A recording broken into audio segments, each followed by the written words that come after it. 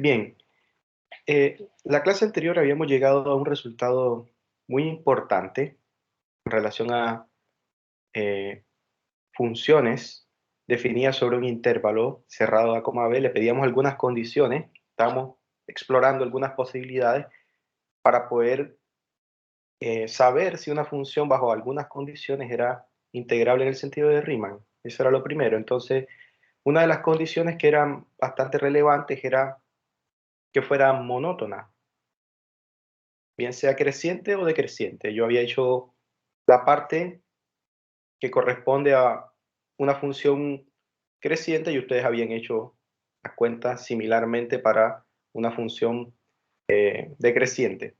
Entonces, la conclusión era que si le exigimos a la función que sea monótona, entonces automáticamente vamos a tener integrabilidad en el sentido de Riemann. La otra condición que era también importante explorar era continuidad. Si tenemos continuidad en una función f sobre un intervalo cerrado a coma b, entonces automáticamente tenemos que f va a ser integrable en el sentido de Riemann. Entonces esas dos cosas hay que tenerlas siempre presentes. Y habíamos llegado a un resultado bien importante que es el siguiente.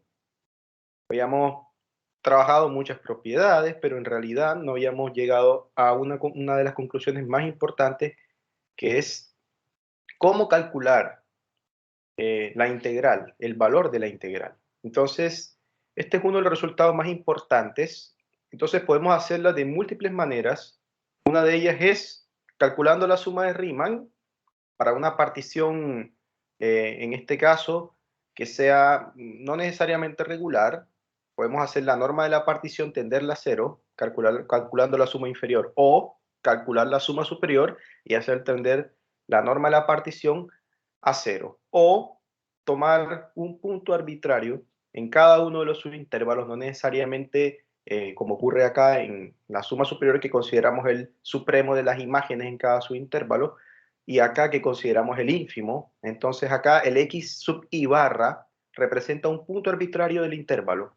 Entonces también podemos hacerlo seleccionando un punto arbitrario y luego haciendo tender la norma de la partición a cero. ¿Ya? Entonces había mostrado, para finalizar la clase anterior, era un ejemplo sencillo, que es calcular, por ejemplo, el valor de la integral para la función x elevado a la 2 en el intervalo de 0 a 1.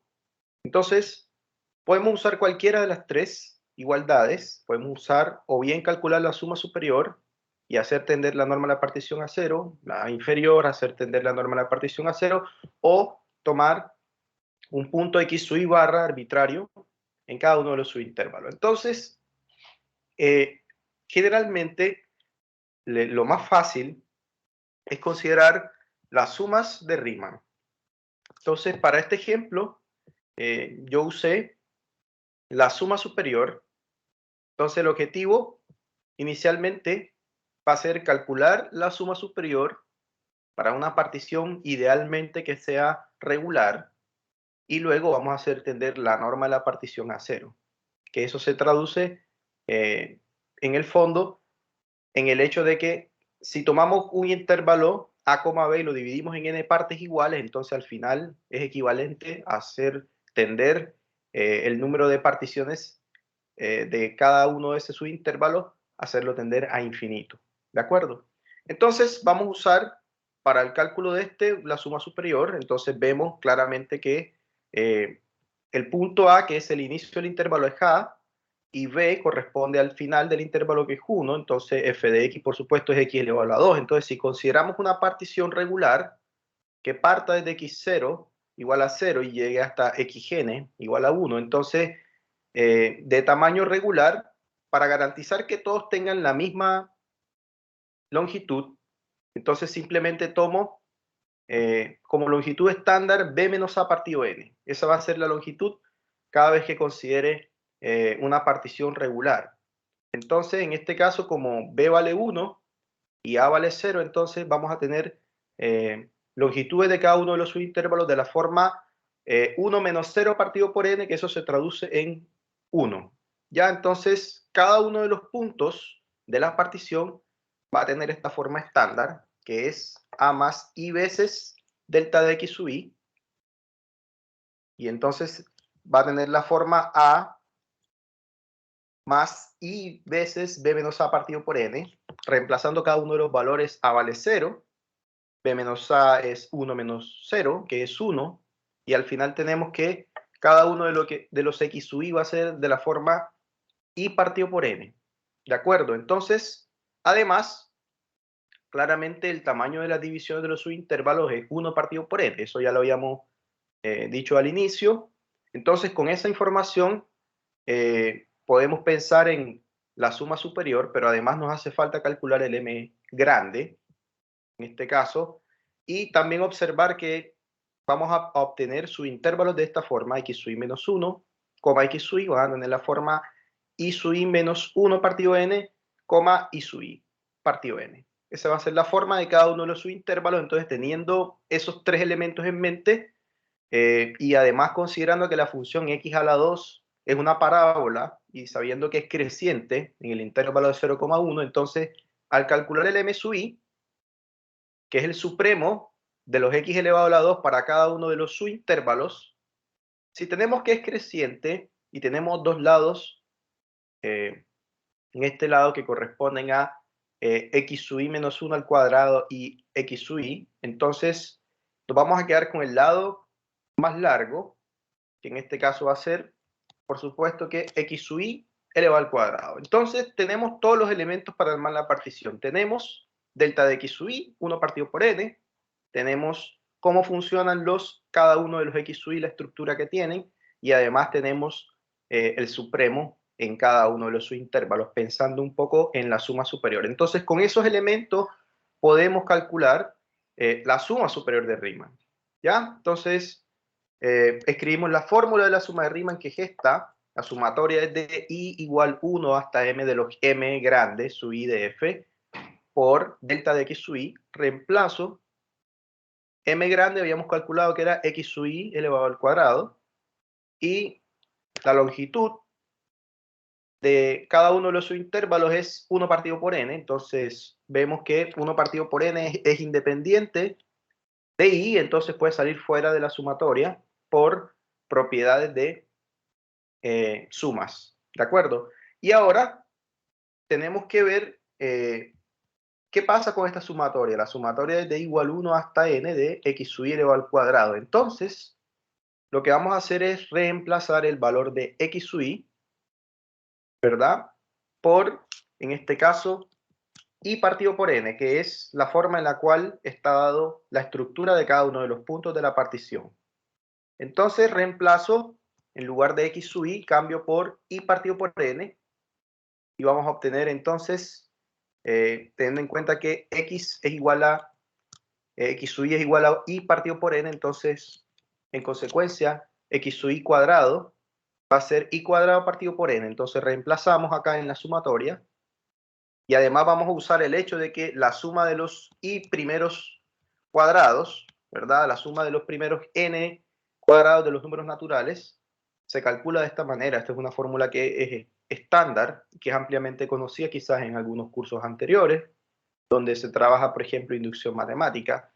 Entonces, haciendo uso de ese hecho y reemplazando el hecho de que x sub i cuadrado es i cuadrado partido por n cuadrado, reemplazando, tenemos que, en principio, nos quedaría la sumatoria de i igual 1 hasta n, de i cuadrado partido por n cuadrado, pero de nuevo, n cuadrado,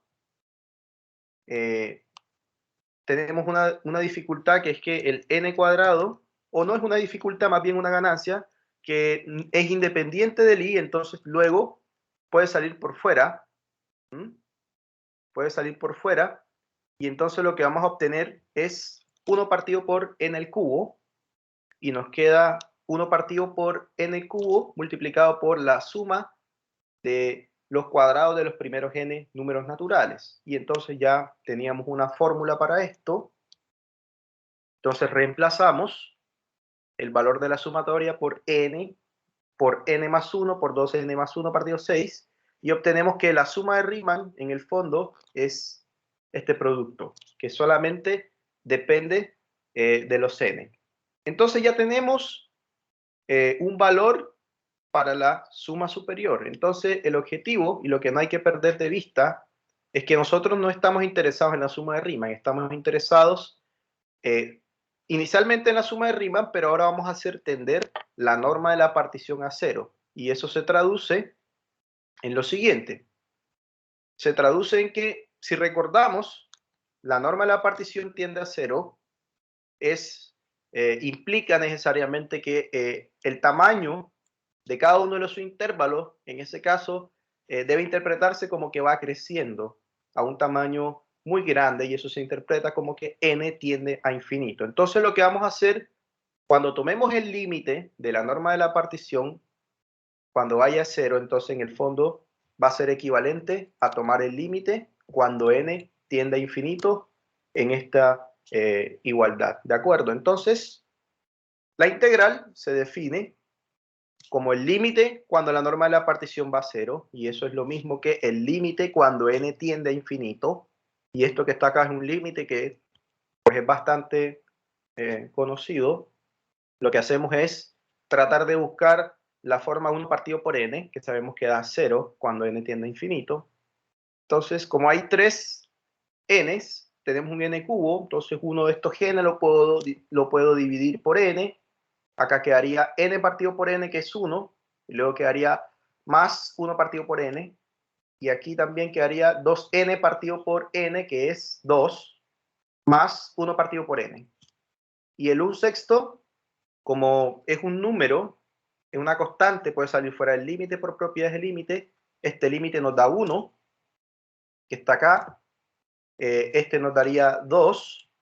Entonces tenemos 1/6 que multiplica a 1, que multiplica a 2. Y eso es 2/6, y el resultado entonces sería 1/3. Entonces, esta es la dinámica. Considerar cualquiera de las sumas, bien sea la superior, bien sea la inferior o una suma arbitraria, hacer las cuentas correspondientes, asumiendo que idealmente que sea una partición regular, y luego para calcular el hecho de que la norma de la partición vaya a cero es equivalente a hacer tender el n, que es los tamaños que estamos considerando, cada una de las subdivisiones del intervalo 0,1, hacerla tender al infinito. Y de esa manera estaríamos calculando el valor de la integral. Si hacemos un cálculo similar, ahora considerando la suma inferior, el resultado debería ser exactamente el mismo, que en este caso 1/3. Entonces, yo les propongo que basado en este ejercicio, que está bastante detallado, cada uno de los pasos, yo propongo el día de hoy, que es algo que pueden hacer, pueden enviármelo durante el transcurso de la semana, o si pueden enviarlo hoy mismo, porque solo es ese. Entonces lo que van a hacer es calcular la integral de 0 a 1 de la función x elevado a la 3. Van a usar el hecho de que la suma de los primeros n cubos se calcula como n cuadrado multiplicado por n más 1 cuadrado partido por 4. Entonces, usando este hecho y siguiendo todos los pasos que están aquí tal cual, como si usted tomara, copiar y pegar todo exactamente el mismo desarrollo, solo que, bueno, va a cambiar. Aquí vamos a tener una potencia de 3, probablemente las particiones sean las mismas. De nuevo vamos a tener, ideal tener particiones que tengan tamaño regular, tomar el intervalo 0,1 y de nuevo dividirlo en n partes. Lo del supremo hay que ver si cambia o no y usar al final el hecho de esta suma, ¿ya? Pero eso es algo que van a hacer ustedes. Yo igual se lo voy a enviar ahí por el chat. Lo van a hacer cada uno y en lo posible que puedan decirme si tienen alguna dificultad con eso, porque es ideal que un alumno que está viendo un curso de cálculo integral sepa las diferentes formas que hay para el cálculo de una integral usando el hecho de que la suma de Riemann cuando la norma de la partición va a cero es justamente la integral. Entonces esto es uno de los desarrollos más importantes. Entonces este es uno de los desarrollos más importantes que hay que considerar siempre y no hay que perder de vista al momento de calcular la integral hasta ahora, ¿de acuerdo? Porque ahora es la única herramienta que tenemos para el cálculo de las integrales. Bien, entonces vamos a hablar de algo bien importante. Si bien es importante saber que podemos calcular algunas integrales de forma exacta, como en el caso anterior, hay algunas funciones para las cuales no es tan elemental poder calcular de forma exacta el valor de la integral. Entonces, para esas funciones, como sabemos que en la medida que vamos haciendo tender el n al infinito, en el infinito ocurre que tanto la suma de Riemann como la integral son iguales, pero entonces uno podría pensar, ¿existirá un n adecuado de tal suerte que yo pueda saber el error que estoy cometiendo? Entonces, cuando pensamos de esa manera y no queremos calcular todas las sumas hasta el infinito, sino hasta determinado valor, por ejemplo, quiero calcular la sumatoria desde igual 1 hasta 100 o hasta 200, entonces yo quisiera saber qué tan exacto o qué tan cercano o cuál es el error que estoy cometiendo en relación al valor real. Entonces, pensando en eso, vamos a introducir este concepto o esta idea que es el concepto de magnitud del error. Entonces, para ello vamos a introducir un teorema que va a permitir elegir un tamaño de suma adecuado de tal suerte que se cometa el error adecuado. Si uno fijamos el error que queremos, si queremos cometer un error hasta las décimas, si queremos cometer un error hasta las milésimas, o hasta las 100 milésimas, o hasta las millonésimas, entonces lo que nos va a decir la magnitud del error es el tamaño de la suma. ¿Hasta dónde tengo que hacer la suma? Desde igual 1 hasta 200, hasta 300, ¿de acuerdo? Entonces, eso es lo que vamos a ver inicialmente el día de hoy. Entonces, vamos a anotar el error por ER sub n por el valor absoluto de la diferencia entre el valor real de la integral menos el valor de una suma cualquiera, que llega solamente hasta un n fijo. ¿Mm? Esta suma es una suma de Riemann, que bien puede ser derecha o izquierda, pero solamente llega hasta n, no llega hasta infinito. Entonces, por lo tanto, estos valores son distintos. Entonces, para saber el error que se está cometiendo, yo resto el valor real menos el valor aproximado, porque esto va a ser, si lo llego solamente hasta un n y no hago tender el n al infinito, entonces solamente voy a estar obteniendo una aproximación de la integral. ¿Ya? Entonces, vamos a considerar este teorema, que es bastante fuerte, y relaciona un poco cómo poder acotar o cómo poder encontrar, basado en el error que estemos considerando, cómo poder encontrar el tamaño del n adecuado. Entonces vamos a ver, dice sea f una función que esté definida sobre un intervalo cerrado, a, b, por supuesto que a menor que b, una función real de variable real. Estamos pidiendo en principio que sea continua y además vamos a exigirle que su derivada f' sea continua, de nuevo también en el cerrado, y sea k un número real, de tal suerte que la derivada, el valor absoluto sea menor o igual que k. Esto en el fondo es decir que la derivada está acotada para todo x en el cerrado. Entonces, función continua, derivada continua y además que su derivada sea acotada. Esas tres cosas. Entonces, lo que vamos a tener es que el error siempre va a ser menor o igual que la cota de la derivada partido por 2 veces n multiplicado por el cuadrado de la longitud del intervalo que estamos considerando, que en este caso es b menos a. Siempre y cuando, que hay una restricción, siempre y cuando ti sea el extremo inferior o el extremo superior. Entonces, está esa restricción de que sea o el superior o el inferior. Entonces, tenemos que descartar de plano esta posibilidad de aquí. Entonces, o bien puede ser la suma superior o bien puede ser la suma inferior. Eso es lo que en el fondo está diciendo. Entonces, esto es bien importante porque nosotros podemos darle al error un valor que puede ser bien pequeño, por ejemplo, 0.001, y basado en eso, conociendo la derivada, que la podemos calcular, podemos despejar aquí el n y podríamos obtener cuál es el valor de n que puede hacer que se cometa exactamente ese error. ¿Ya? Entonces, aquí hay una observación. Tenemos pensado en calcular la integral y tenemos este valor aproximado. Entonces, supongamos que se comete un error de tamaño epsilon, que es suficientemente pequeño. Entonces, lo que tenemos es esto. Tenemos que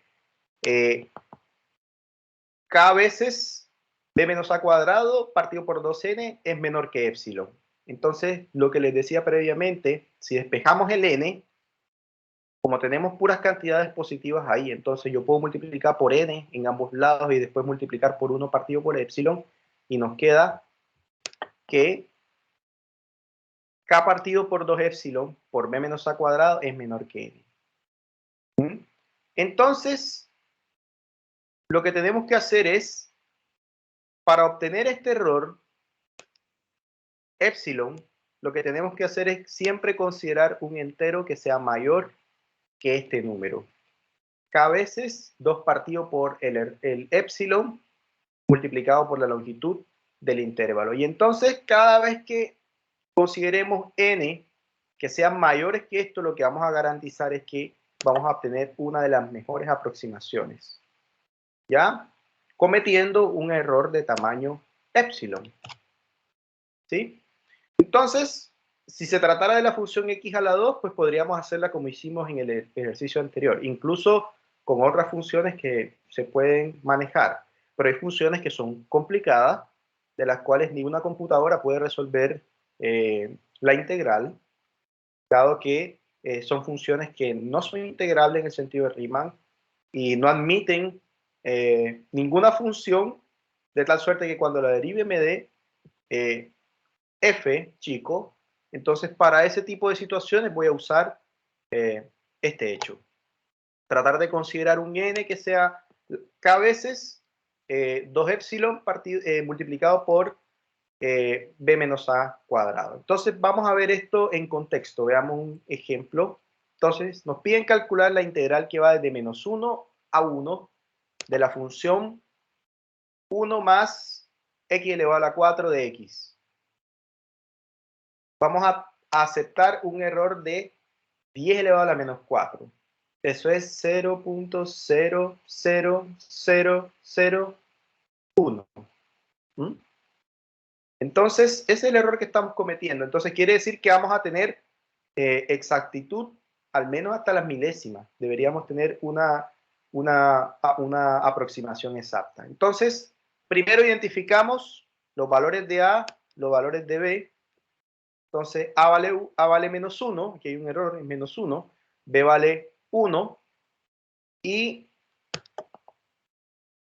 T sub I, si en este caso consideramos, por ejemplo, la suma inferior, entonces nos vamos a quedar con, en este caso, el lado más chico, que va a ser I menos 1.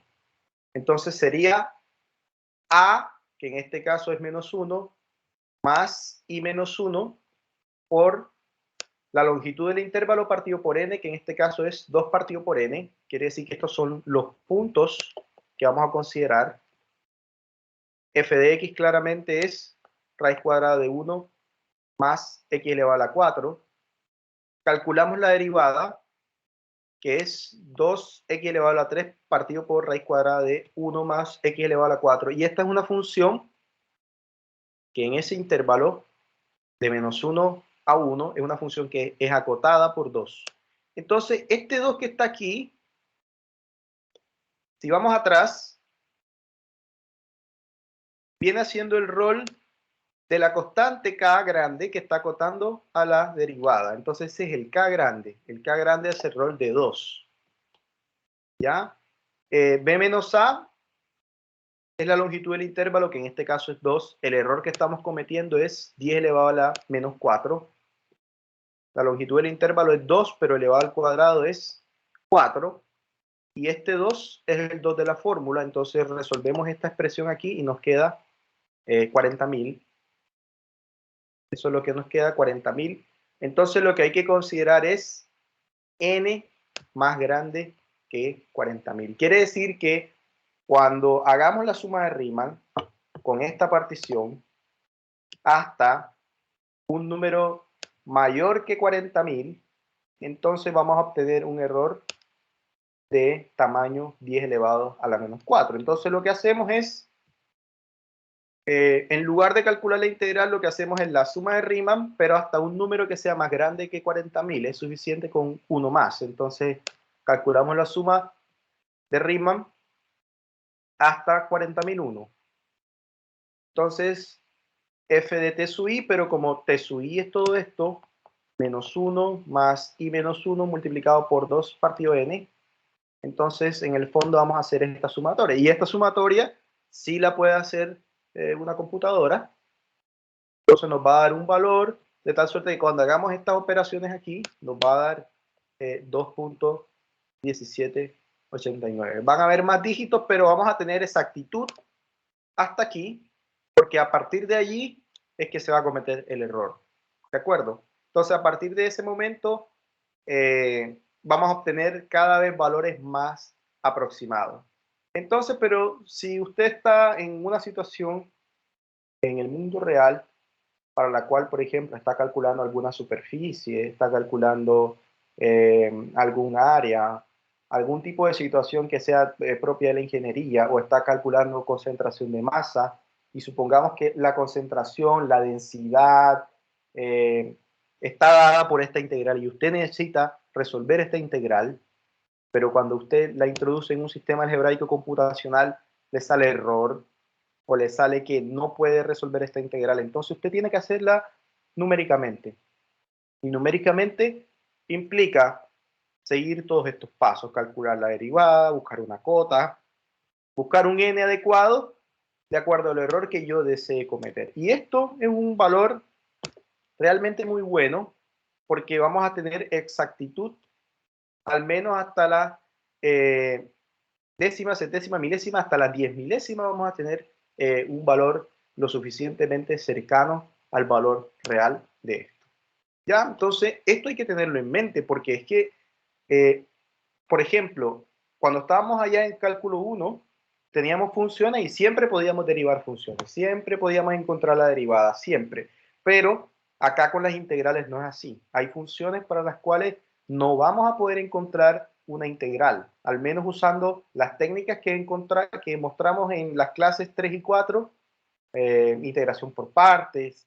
Ninguna de esas va a funcionar, ni siquiera trigonométrica, va a funcionar ninguna para algunas integrales. Entonces, cuando usted se encuentre en esa situación, la única herramienta que va a tener a la mano es usar una muy buena aproximación. Dependiendo del error que usted desee cometer, va a tener un n adecuado hasta el cual va a poder hacer la correspondiente suma. ¿De acuerdo?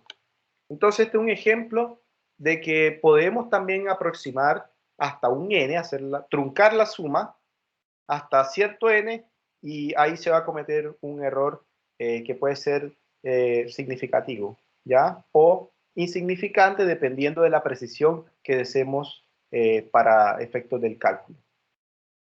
Bien, entonces eso era una de las cosas que quería hablar el día de hoy. La otra cuestión que vamos a abordar el día de hoy es, bueno, ya sabemos cómo calcular las integrales, sabemos algunas condiciones para que una función sea integrable en el sentido Riemann, pero ¿qué propiedades puede tener esta integral de Riemann?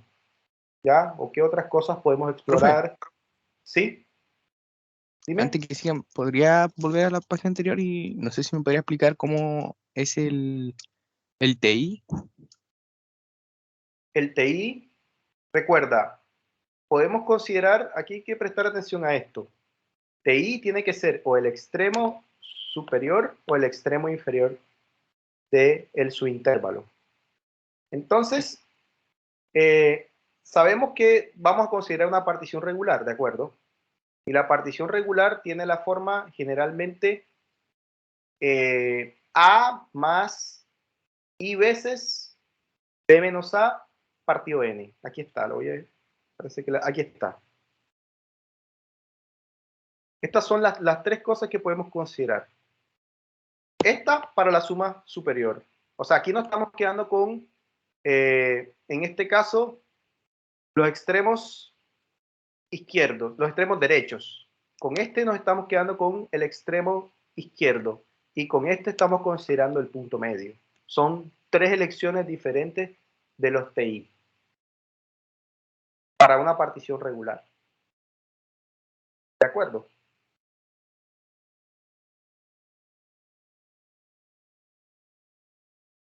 Sí, profe. Entonces, la primera para un extremo izquierdo, la segunda para un extremo derecho y la de abajo es de Y la de un abajo punto medio. es arbitrario, claro, es un punto medio. Ya, pero entonces podemos tener muchas elecciones.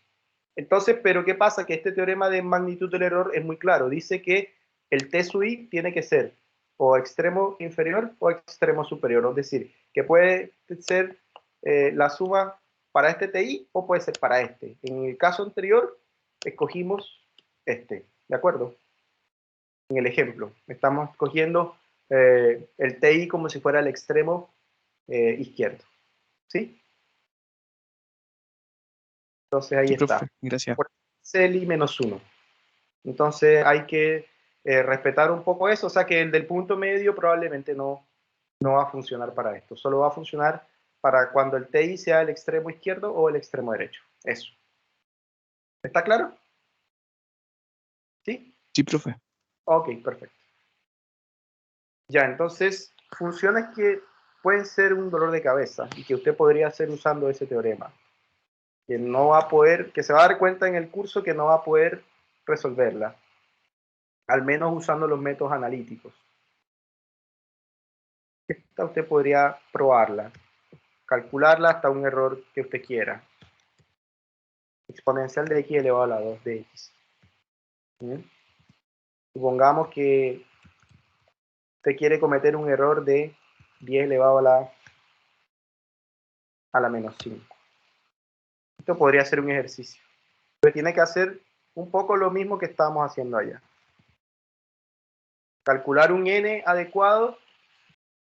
Estas sumas están aquí, estas sumatorias, aunque se vea que es muy larga, usted no la va a hacer manualmente. Usted la puede meter, puede usar alguno de los programas, puede ser Wolfram, puede ser cualquiera de los programas que encuentre en línea para el cálculo de sumatorias, y él le va a dar un valor exacto sobre esta suma. Esa es la ventaja que tenemos, que bueno, tenemos la tecnología, puede ser un tanto provechosa. Entonces, esta integral no es algo que podamos hacer analíticamente. Tenemos que hacerla considerando un error siempre y ahí podríamos tener una aproximación de eso, ¿ya? Otra que puede ser también hecha también a través de esos métodos y que no puede ser hecha a través de los métodos analíticos. Puede ser, por ejemplo, raíz cuadrada de tangente.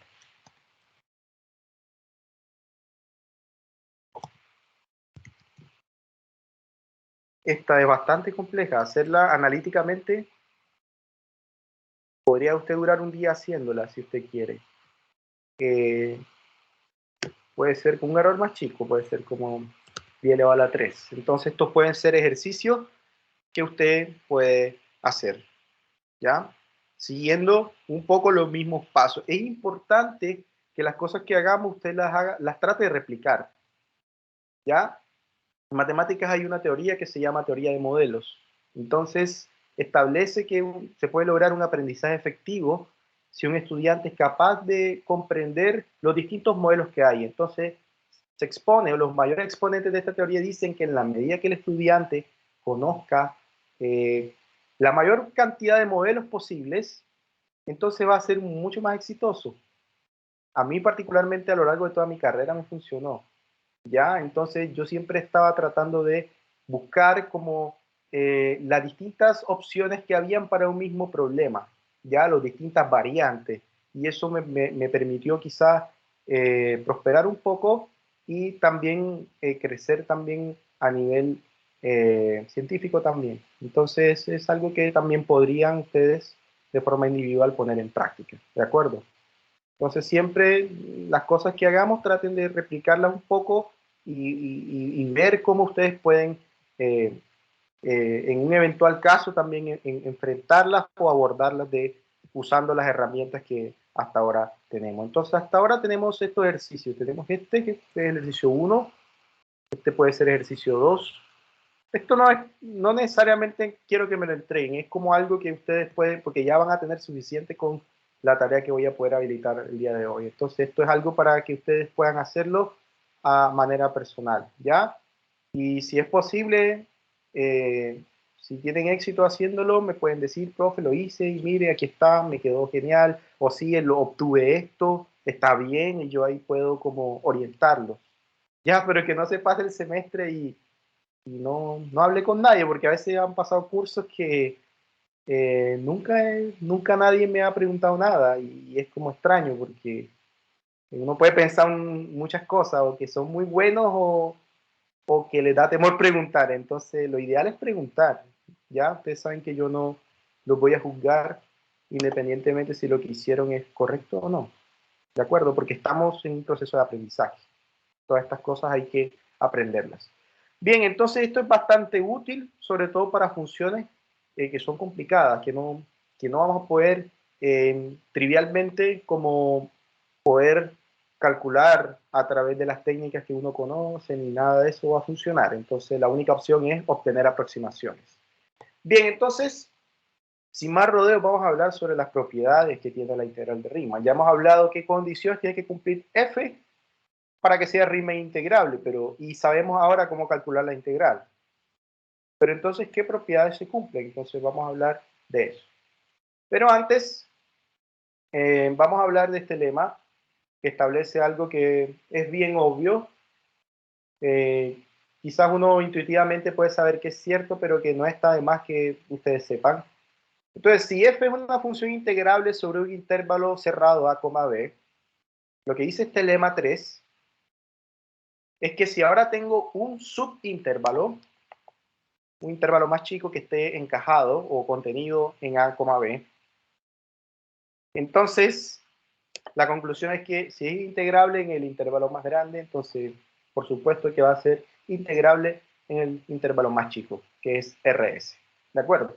Entonces, puede parecer obvio, ¿ya? Pero la prueba, bueno, no es tan trivial la prueba, pero entonces, de aquí en adelante vamos a asumir que si es integrable sobre un intervalo más grande, entonces para cada uno de los subintervalos también va a ser integrable. Entonces la demostración es como sigue.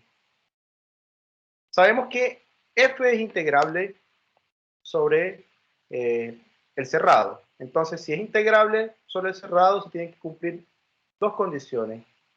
Bueno, una en realidad que se puede sintetizar en otra, o que la integral superior es igual a la integral inferior, o que se cumple la condición de Riemann. Cualquiera de las dos es válida para decir que f es integrable. Entonces nosotros vamos a usar el hecho de que es Riemann integrable si solo si se cumple la condición de Riemann. Entonces, como f es integrable, entonces se cumple la condición de Riemann, quiere decir que para todo epsilon mayor que 0 existe una partición, de tal suerte que la diferencia entre las sumas superior e inferior es menor o igual que epsilon. Ya, entonces lo que vamos a hacer, como ya tenemos que existe una partición P, lo que vamos a hacer es a esa partición que ya tenemos garantía que existe por la condición de Riemann, es agregarle dos puntos a esa partición. Esos puntos van a ser R y S, que son los extremos del intervalo más chico que estamos considerando ahora. Entonces, es muy claro que R y S, por la forma en que están encajados o contenidos en el intervalo A, B, claramente van a pertenecer al propio intervalo. Entonces, por definición de refinamiento, sabemos que, por supuesto que este Q va a ser un nuevo conjunto que además de contener los elementos de la partición P va a tener dos puntitos más adicionales. Entonces luego Q va a ser un refinamiento de P. Eso lo tenemos por definición de refinamiento. Y entonces se va a cumplir, por la condición de rima, se va a cumplir que la diferencia entre los dos va a ser menor o igual que epsilon. Eso lo tenemos por lo que está acá arriba. Entonces podemos decir más. Podemos ser incluso más concretos. Si Q es una partición que va desde x0 hasta xn, y si además asumimos que para un índice k que esté entre 0 y n, ahí nos da R, y para otro índice L nos da el otro extremo del intervalo que es S, de tal manera que K y L, K sea menor que L y que K esté entre 0 y N y L igual, entonces van a haber puntos que van a estar por arriba de K, que van a ser K más 1, K más 2, K más 3 hasta llegar al L. Y eso va a ser justamente la intersección de la partición Q con el intervalo RS. Teniendo en cuenta que X sub K es R y X sub L es S. Entonces resulta que este Q', por la forma que tiene, ¿quién vendría siendo el primer punto? ¿Y quién viene siendo el último punto de Q'? ¿Quiénes serían? ¿Quién es X sub K? ¿Y quién es X sub L? X sub K es R y X sub L es S. Muy bien, entonces están cumpliendo que el primer punto es R y el último punto es S. Entonces es claro que resulta siendo una partición de este intervalo. Entonces lo que voy a hacer ahora es armar una partición, calcular la suma de Riemann, en este caso, pero ahora usando la partición Q. Entonces, si calculo la suma de Riemann para la partición Q, pero aquí hay un detalle, me excusan aquí es Q', porque supone que vamos a calcular, denme si puedo arreglarlo para que no hayan detalles ahí. Denme un segundo y lo arreglo, porque si no se me va ese error. Entonces Profe, aquí, mientras arregla su error, tengo una ¿sí? duda, decir que era como hace dos clases. Usted a veces colocaba como I.E. ¿Qué significa eso? ¿Dónde? No, a veces decía, no me acuerdo, pero colocó como una, después de Ah, algo colocaba como I.E. algo así. Esto, Sí, pero eso. esto es. Eso significa esto es. O también se interpreta Ah, también. O esto es, o es decir. ¿De acuerdo? Entonces, por ejemplo, yo vale, digo profe. delta, por decir algo, por decir una cosa. Es como cuando uno quiere hacer una aclaración. Por ejemplo, yo digo aquí, para darte un ejemplo, delta de x sub i es igual a 0, por ejemplo. Entonces aquí te digo, esto quiere decir que, ¿a qué es igual delta de x sub i? X sub i menos x sub i menos 1, igual a 0. Es como aclarando lo que significa esto, como una aclaración. ¿De acuerdo? Se usa mucho en matemáticas. Se usa mucho si Vale, lo profe. para abreviar en matemáticas. Se usa este y se usa también por lo tanto, se usa entonces. No sé si han visto que he usado muchas palabras, se sigue que, es algo que uno va aprendiendo a lo largo de la marcha. Yo no voy a pretender que quizás en alguna de las actividades que vamos a plantear el día de hoy, como que usted sea tan formal con el lenguaje, pero puede empezar como haciendo una réplica de las cosas que digo. Y ahí uno va como incorporando cada vez más palabras y más léxico científico un poco a las cosas que uno quiere decir. Para no ser tan formulista, porque a veces No es suficiente, por ejemplo, escribir un contenido y solo escribir números sin decir qué es lo que está ocurriendo en el fondo. Ya, entonces, habíamos llegado a que Q' era una partición de RS. Entonces, al hacer la diferencia de la suma superior y la suma inferior, queda, iría solamente desde I igual a K más 1, que es el siguiente, hasta L. ¿Sí? Y aquí quedaría el M grande menos el M chico, porque está como factor común el delta de X sub I en ambos. Pero ¿qué sucede? Que esta suma solamente va desde K más 1 hasta L. Entonces, pero hay una suma más grande que abarca todo. Mira, desde X sub 0 hasta X sub N. Entonces, esta suma, que va desde K más 1 hasta L, que solamente contiene algunos puntos del intervalo más chico, va a ser menor o igual que la suma de todos los puntos, que va desde el primer punto hasta el punto N. ¿Ya? Y esta suma, ¿quién viene siendo? Esta suma viene siendo, si distribuyo el delta aquí, quedaría delta por M sub I grande menos delta por M sub I chico, y la primera suma vendría siendo la suma superior y la segunda suma vendría siendo la suma inferior para la partición P. ¿Y qué habíamos dicho sobre eso? Bueno, habíamos dicho que era menor que epsilon. Y entonces, ¿qué he demostrado?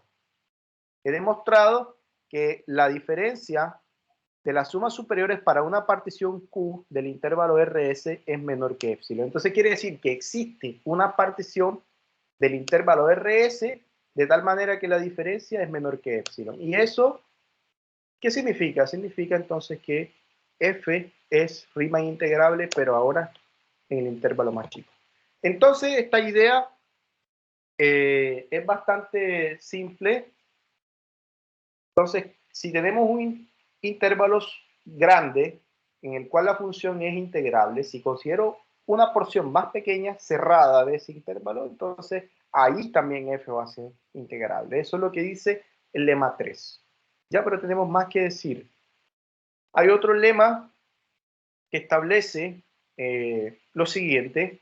Si ahora tenemos f que esté bien definida, que sea acotada, quiere decir que alcance su máximo y su mínimo sobre el cerrado A, B. Si tenemos un C, un punto que esté no en el cerrado, sino en el abierto, que no puede ser el A ni el B, sino un valor que esté entre A y B, entonces se va a cumplir lo siguiente. Primero, la integral superior de f, en este caso la integral inferior, porque tiene la barra en la parte de abajo, va a ser mayor o igual que la integral inferior desde A hasta C más la integral inferior de C hasta B. Eso se cumple para la integral inferior. Y para la integral superior va a ocurrir la desigualdad contraria. La integral superior desde A hasta B va a ser menor o igual que la integral desde A hasta C más la integral desde C hasta D. Entonces, para la demostración hay que primero mostrar 2 y después mostrar, por supuesto, 3. Entonces, para demostrar 2, vamos a considerar dos particiones. Una del intervalo A,C y otra para el intervalo C,D. Dos particiones arbitrarias. Entonces, P1 y P2 son particiones de AC y de BC. Entonces, lo que vamos a hacer es formar una partición más grande, es decir, un refinamiento, P, que va a ser la unión de P1 con P2. Eso sería el primer paso. Entonces, ¿qué ocurre? ¿Qué va a ocurrir? Va a ocurrir que, en este caso, la suma inferior para P1 siempre va a ser menor o igual que la integral inferior de f menos la suma inferior de con la otra partición para todo P1. Y eso lo tenemos por las propiedades que cumple la integral inferior en relación a la suma inferior. Entonces, ahora ¿Qué pasa? Que la parte que está en la derecha viene siendo cota superior. Ya la parte que está en la derecha viene siendo una cota superior. Esto viene siendo, lo que está a la derecha viene siendo una cota superior de estas sumas. ¿Y quién es la mayor de todas las cotas superiores? O en este caso, como estamos considerando cotas superiores, ¿quién es la menor de todas las cotas superiores? La menor de todas las cotas inferiores, ¿quién es?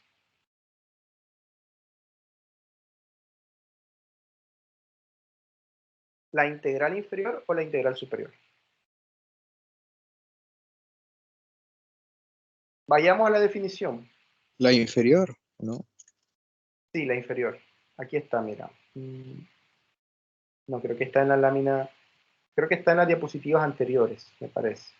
Recuerdan que decíamos que la integral inferior es el supremo, quiere decir la menor de todas las cotas superiores. Entonces, quiere decir que esta es la más chica de todas las cotas superiores.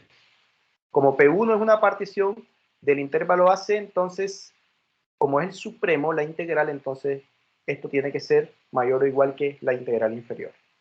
Y esta expresión, si este lo echamos para acá y este lo echamos para acá, como dicen ustedes, o si sumo el inverso porque son números, sumo el inverso de la integral inferior de A hasta C, me queda que la diferencia de estas dos integrales es mayor o igual que la suma inferior. Pero ahora, para todo P2, ahora de nuevo tengo lo mismo que pasaba arriba. ¿Cómo es este número en relación a ese de f de p?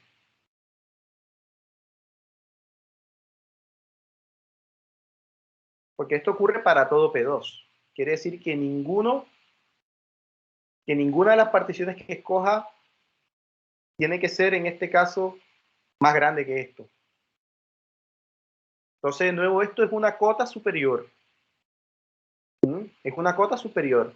¿Y quién es la menor de todas las cotas superiores? ¿La integral inferior o la integral superior?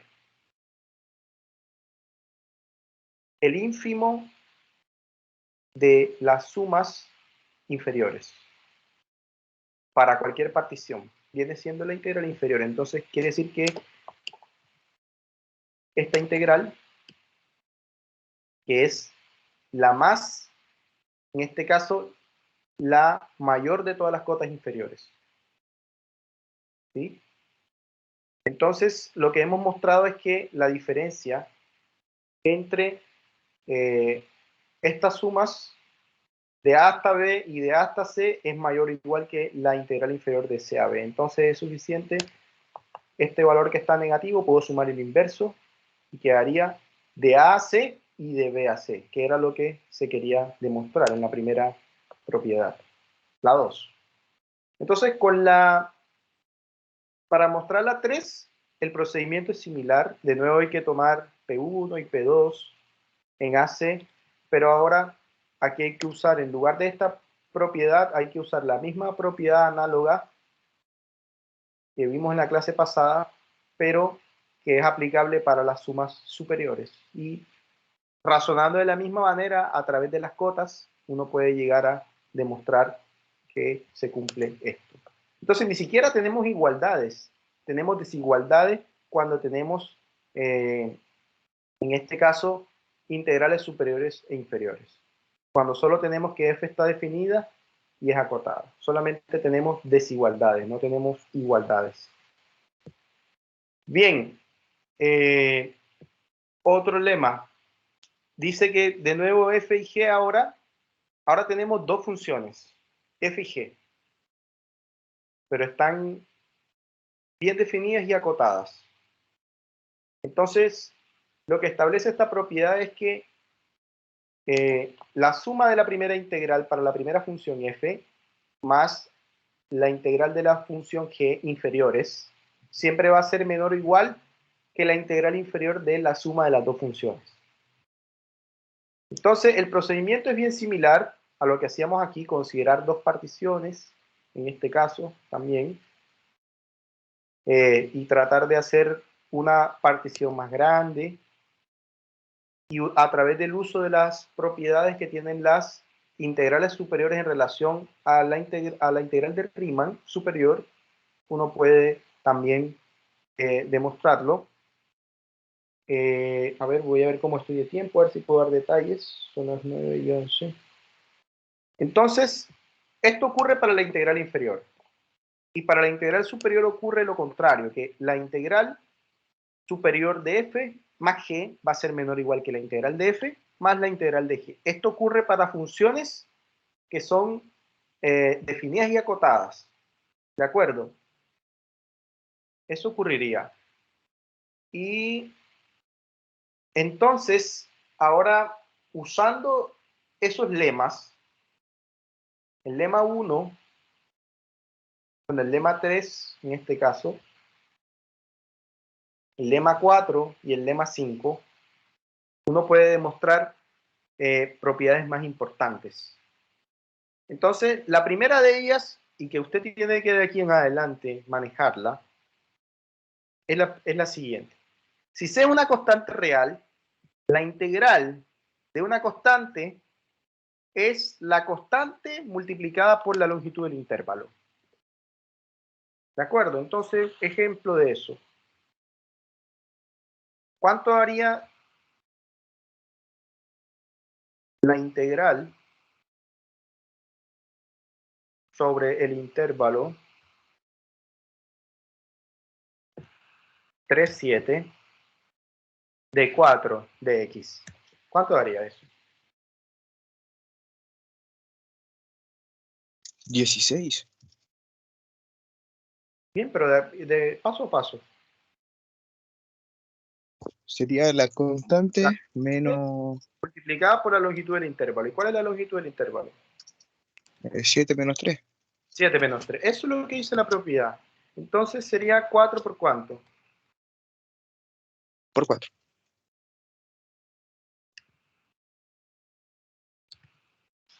Y eso daría 16. Entonces el valor de la integral. Entonces lo que dice la primera propiedad. Dice que la integral de una constante sobre el intervalo es la constante por el intervalo. ¿De acuerdo? Segunda, se llama relación de Charles. Entonces, si f es integrable sobre el cerrado y tengo un número c que está en medio de esos dos valores, en medio de a y b, entonces f va a ser integrable en cada uno de sus intervalos. Eso ya lo sabemos porque AC es su intervalo de AB y CB también es su intervalo que está encajado, y ya sabíamos por el primer lema que habíamos mostrado que si es integrable en el intervalo más grande, es integrable en cada uno de sus intervalos más chicos. Pero entonces lo que se cumple adicional y lo que es ganancia aquí es que en lugar de yo calcular toda la integral sobre el intervalo más grande, si yo conozco la integral en cada uno de sus intervalos más chicos, simplemente hago la suma. Siempre que los intervalos donde termine el primero, empiece el segundo. ¿De acuerdo? Entonces, esto es lo que podemos decir. Sería propiedades, ejemplo de 1. Ahora, ejemplo de 2. Entonces, lo que dice 2 es que si tengo x elevado a la 2,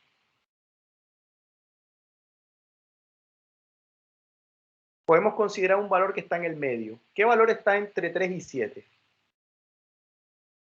Cualquiera. Un valor que esté entre 3 y 7. Podría ser el 5. Podría ser el 5. Entonces, quiere decir que esta integral yo la puedo calcular también como la integral que va desde 3 hasta 5. Nótese que ahí tiene que ser un punto que esté en el intervalo de x elevado a la 2 de x más, y la otra integral va a empezar donde termina la otra. Esta sería de 5 hasta ¿dónde? Hasta 7. Hasta 7, muy bien. De nuevo, de x igual a 2 de x. Muy bien, esto se llama regla de Charles. Entonces, si tengo un intervalo grande y tengo un punto que está cualquiera que esté en él, yo puedo fraccionar la integral en dos integrales. Desde el punto A hasta el C, más desde el C hasta el final del intervalo completo. ¿Está claro esto? Ok. Bien, avancemos. 3.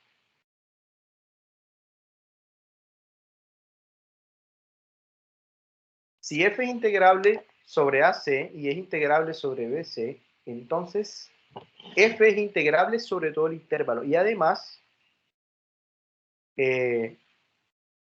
ocurre que la integral de f, en este caso de AB, es igual a la integral de AC más CB. Entonces, ¿qué tiene de diferente? ¿O es lo mismo?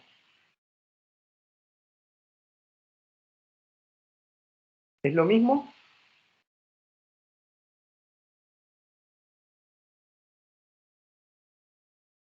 ¿Qué hay de distinto? Lo distinto es que es como lo contrario, es decir, Es lo si contrario, muy puede, bien. Lo contrario. Entonces, si tengo integrabilidad sobre sus intervalos, ahora es al revés. Quiere decir que también puedo hacer al revés. Entonces, si ahora tengo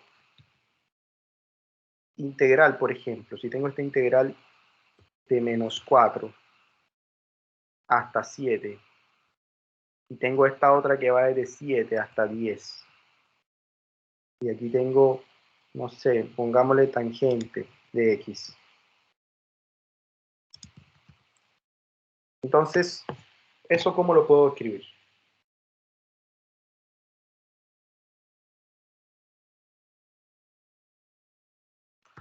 ¿Cómo lo podría escribir? a la integral de menos 4 hasta 10 de tangente de x de x. Muy bien, excelente. De menos 4 hasta 10 la puedo reescribir en una misma sola integral. ¿Ok? Entonces eso es lo que dice el punto 3 de allá. Pero eso facilita las cosas porque si tengo una integral en un intervalo puedo fraccionar en dos, o viceversa. Si la tengo fraccionada y donde termina una empieza la otra, el extremo superior es el extremo inferior de la otra, la puedo recoger en una sola integral. También. Entonces es válido. Bien, avancemos. 4. Ahora no tengo una sola función, ahora tengo dos funciones, f y g, integrables, sobre el cerrado. Entonces, si f y g son integrables sobre el cerrado, entonces va a ocurrir algo interesante, que es que la suma de ellas también va a ser integrable sobre todo el cerrado. Y además, va a ocurrir que la integral de la suma va a ser la suma de las integrales. Quiere decir que si tengo más de una función en una integral definida, la integral es distributiva respecto a la suma, en el fondo. ¿Sí? Entonces es esto.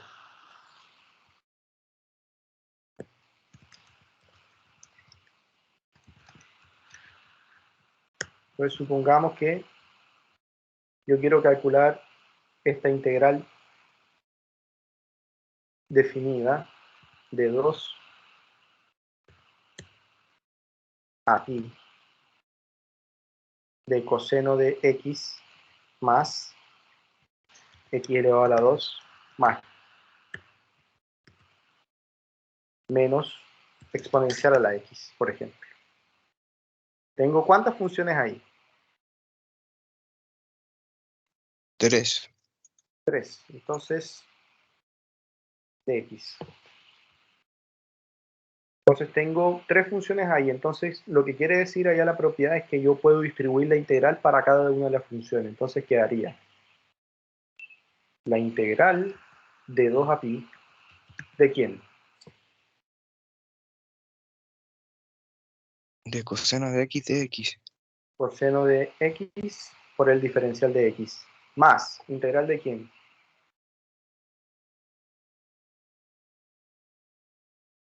¿De dónde hasta dónde? De 2 hasta pi de Ujú. x cuadrado. Muy bien, de x cuadrado, de x, más integral de quién.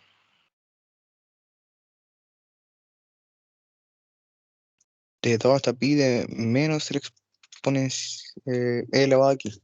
Muy bien, excelente. Menos, hay que ponerle el menos, exponencial de x. Listo, entonces resuelvo esta y resuelvo esta. Y debería obtener la integral del total. Bien, eso es lo que dice la propiedad 4. Entonces avancemos.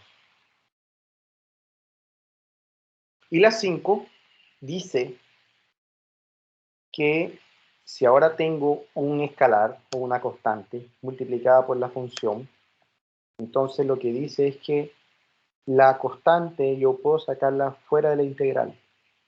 ¿De acuerdo? No dice nada sobre si hay alguna restricción con esa constante. O sea, que puede ser positiva, puede ser negativa, puede ser cero. Siempre que sea real, yo puedo sacarla fuera de la integral. ¿De acuerdo? Entonces, un ejemplo sencillo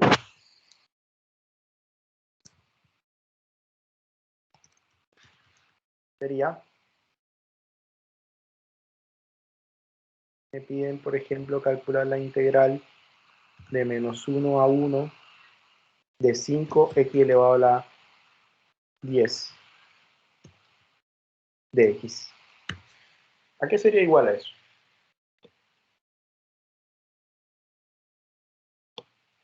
¿Quién es la constante que está A multiplicando 5 5? Entonces por la integral de menos 1 hasta 1 de x elevado a 10 por el diferencial. sería 5 por la integral de x elevado a la 10 de x. ¿Mm? Eso es lo que establece la propiedad. Cada vez que tengamos constantes que multiplican a una función, yo saco la constante y la saco fuera de la integral, bien sea que sea positiva, negativa o fraccionaria, y después calculo la integral y después, obviamente, la multiplico por la constante. ¿Sí? Bien, ¿qué más? 6.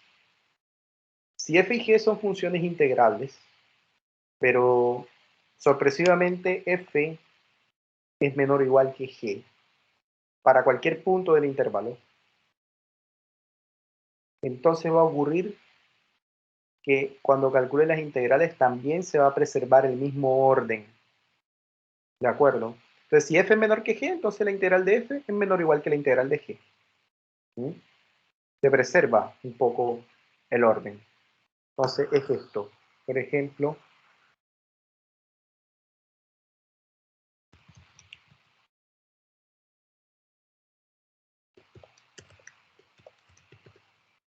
entonces, sabemos nosotros que, eh, por ejemplo, pensemos en estas funciones.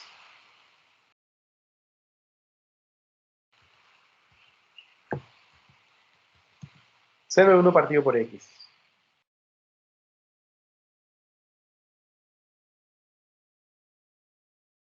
Entonces, a mí me están pidiendo comparar estas integrales.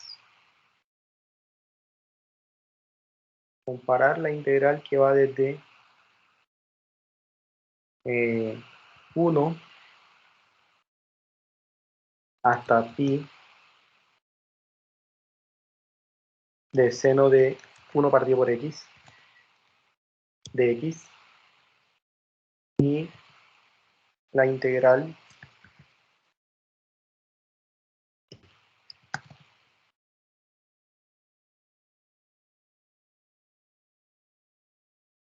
de 1 hasta pi de x. Entonces, tengo esta integral y tengo esta otra.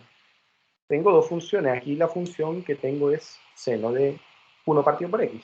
Y aquí tengo la función, no aparece nada, pero ¿cuál es la función entonces si no aparece nada?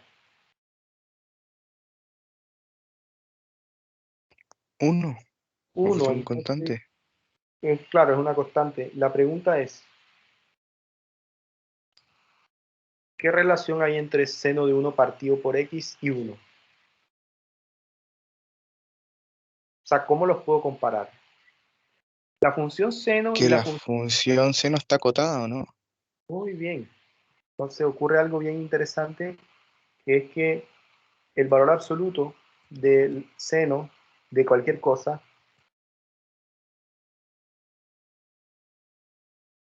es menor o igual que ¿quién?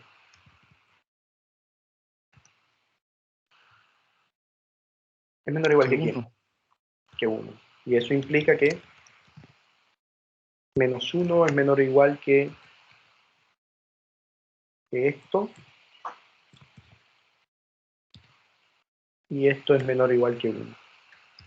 ¿De acuerdo? Entonces de aquí concluyo esto, esta desigualdad, que seno de 1 partido por x es menor o igual que 1. Entonces, ¿cuál sería la comparación de estas integrales?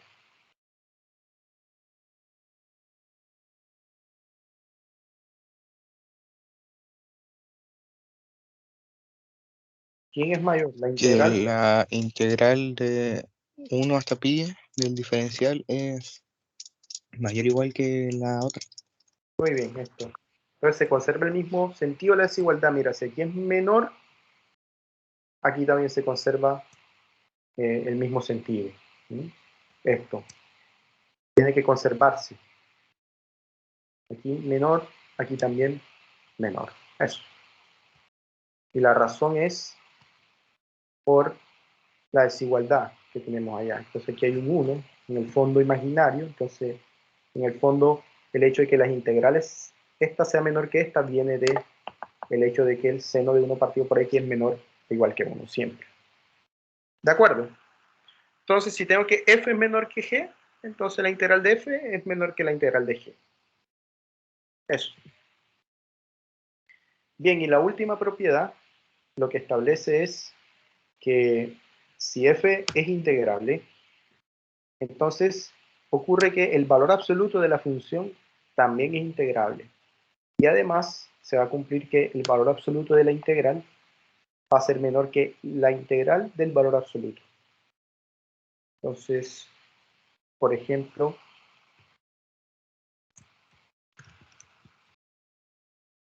ese ejemplo, propiedad 7. Entonces, por ejemplo, nosotros sabemos que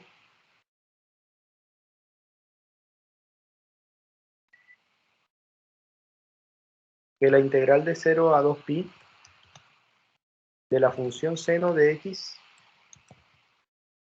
sabemos que existe. ¿Por qué existe?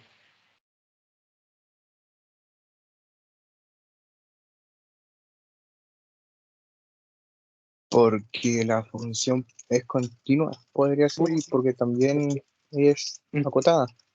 Excelente, es continua y es acotada, y sabíamos que era suficiente para que fuera integrable Riemann. Entonces, si es integrable Riemann, esta integral existe.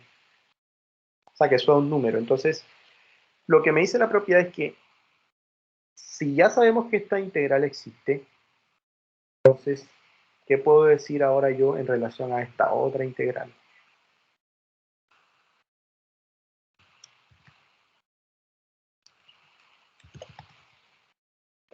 ¿Existe?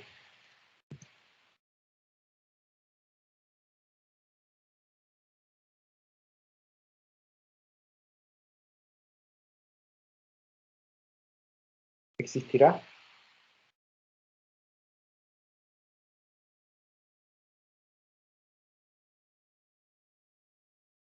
Sí, existe.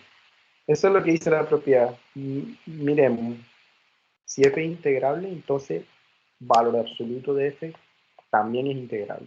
¿De acuerdo? Entonces, quiere decir que si la integral de la función seno solamente existe, entonces la integral del valor absoluto también existe. Entonces, también existe. O sea, también existe. Eso dice primeramente. Y lo segundo que dice es que si yo quiera comparar las dos, entonces lo que dice es que yo puedo compararlas en este sentido. Entonces, esta integral en valor absoluto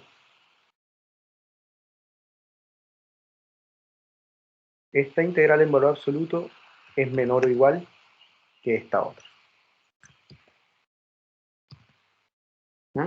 Eso es lo que hice para finalizar la propiedad. ¿De acuerdo? Eso. Entonces, si la integral de una función normal existe, la integral del valor absoluto de la función también existe y además se va a cumplir esta relación.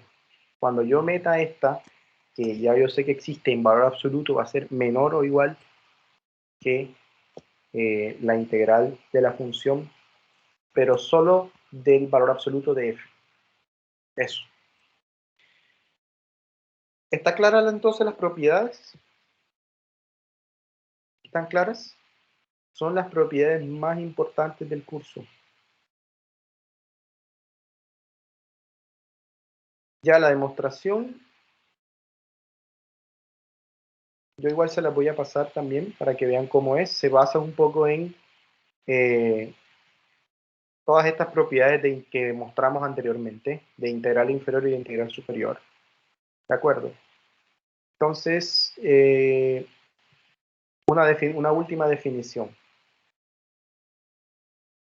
que no es menos importante. Si f es una función integrable sobre PQ, por ejemplo, y A y B están en PQ, son tales que A es mayor que B,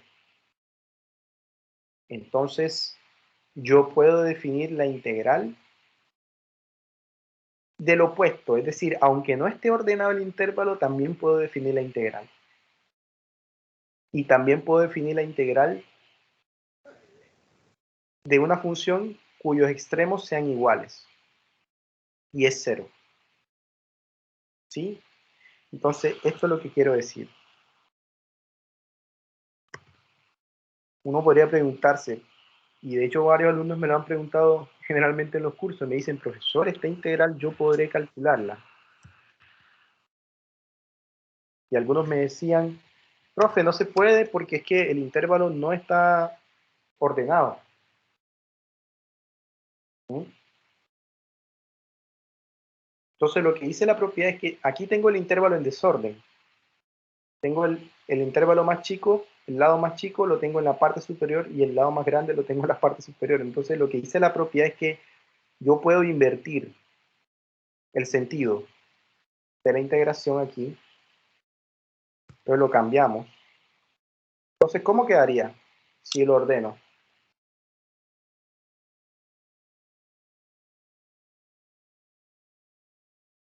¿Quién vendría primero? Sería primero De el menos 3 hasta 3. 3 de x elevado a la 7 de x, pero lo que dice es que tengo que ponerle un menos aquí si quiero cambiar el orden. Eso es lo que dice la propiedad. Cambio el orden, pero no le pongo un menos. ¿No? Eso es lo que dice. Entonces sí se puede integrar también con un intervalo que no esté ordenado. Se puede integrar, pero la manera de hacerlo es ordenándolo y anteponiendo delante un signo menos. Eso es lo que dice. Y también la otra pregunta es, que es curiosa también, es ¿qué pasa con la integral que vaya desde 3 hasta 3?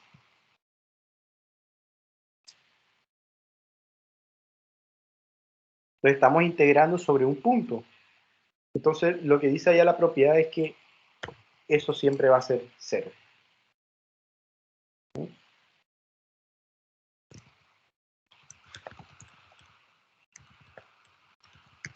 Entonces, mucho ojo con estas propiedades, ¿ya? Entonces, cuando tenemos un intervalo de integración desordenado, lo ordenamos, pero le ponemos un menos delante.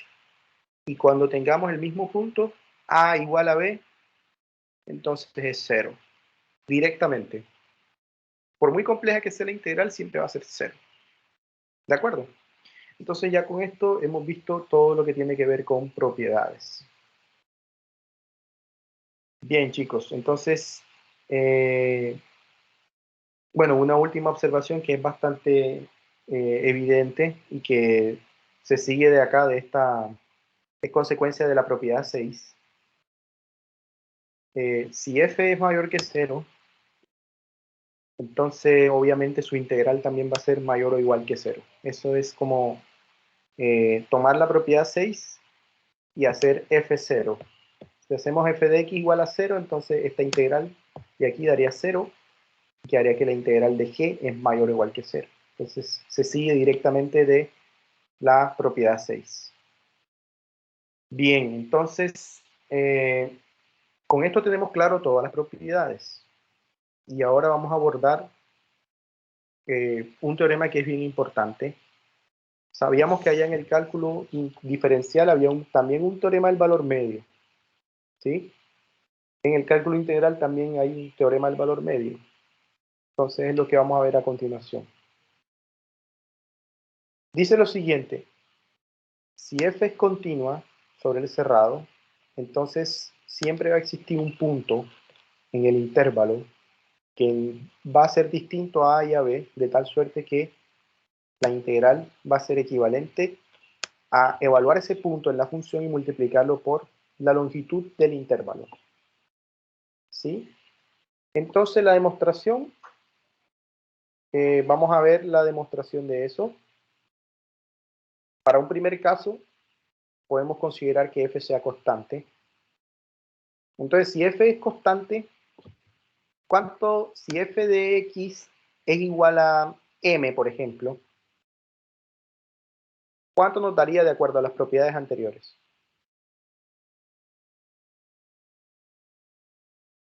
¿Cuánto da la integral de una constante? En ese caso sería m por la diferencia del Bueno, intervalo.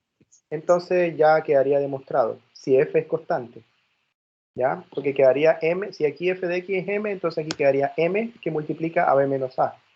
Entonces se cumple, ¿ya? Porque eso es justamente lo que plantea la propiedad 1, aquí está.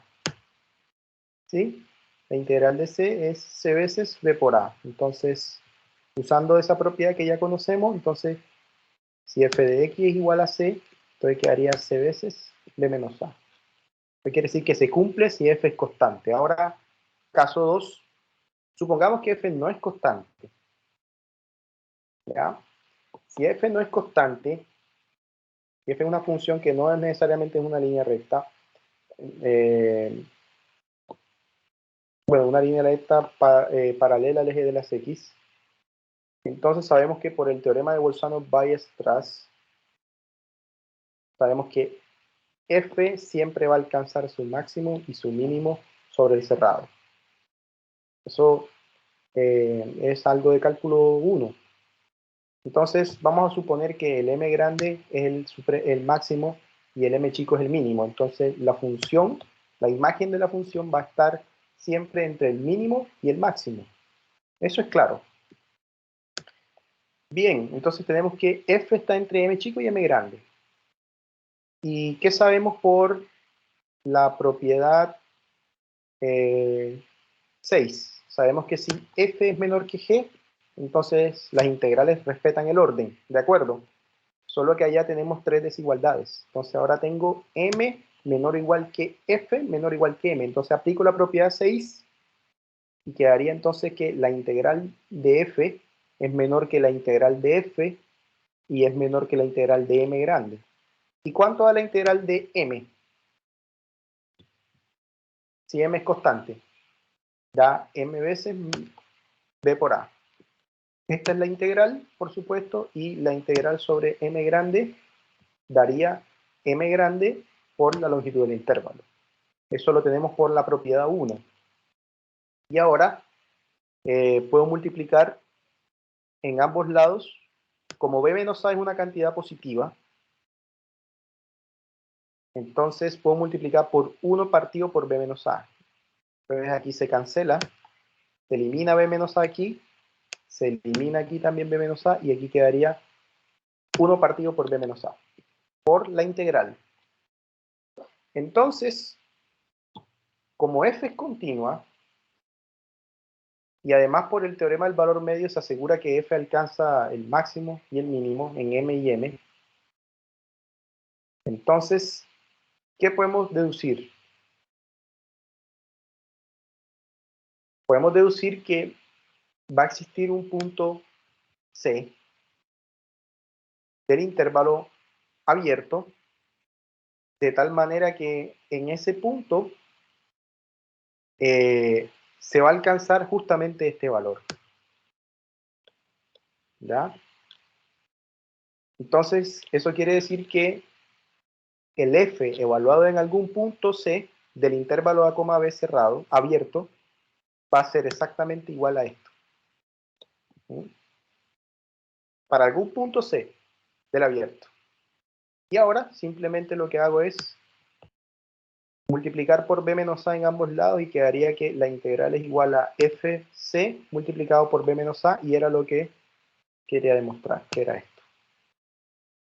Ya, entonces, si tenemos continuidad para la función, entonces siempre vamos a poder encontrar un valor de tal suerte que cumple con esa condición. Veamos un ejemplo.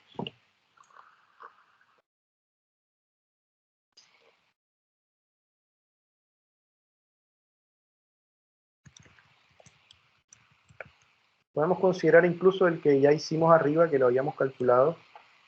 Sabemos, por ejemplo, que esta integral da 1/3. Sabemos que esa integral da 1/3.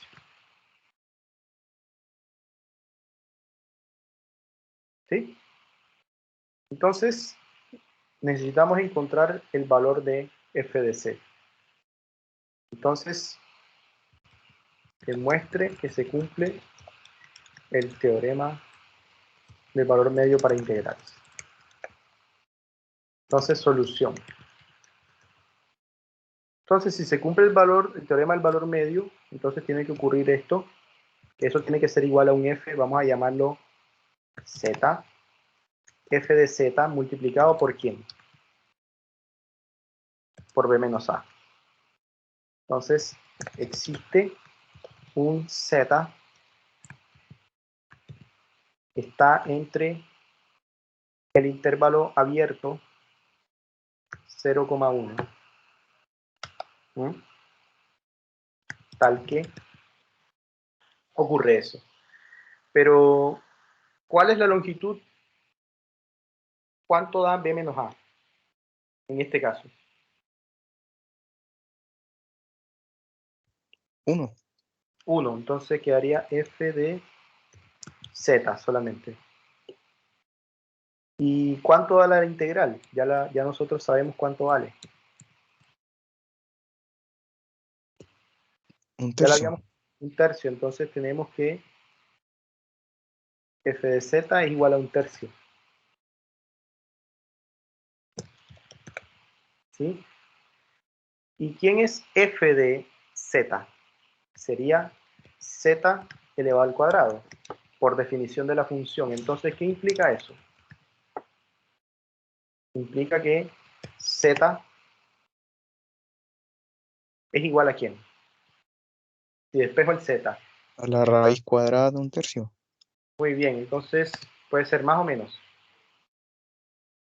Y eso es raíz cuadrada de 3 partido 3, ¿cierto? Racionalizando. Bueno, voy a hacerlo paso a paso. Sería 1 partido por raíz cuadrada de 3.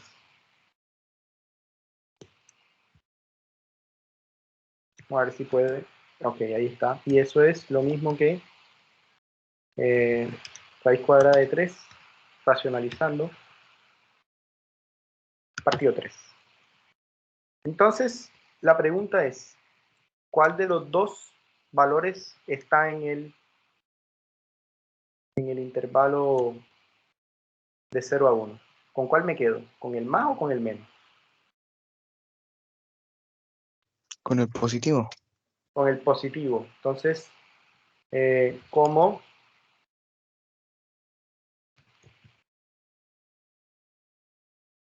pertenece al abierto, entonces descartamos el valor negativo.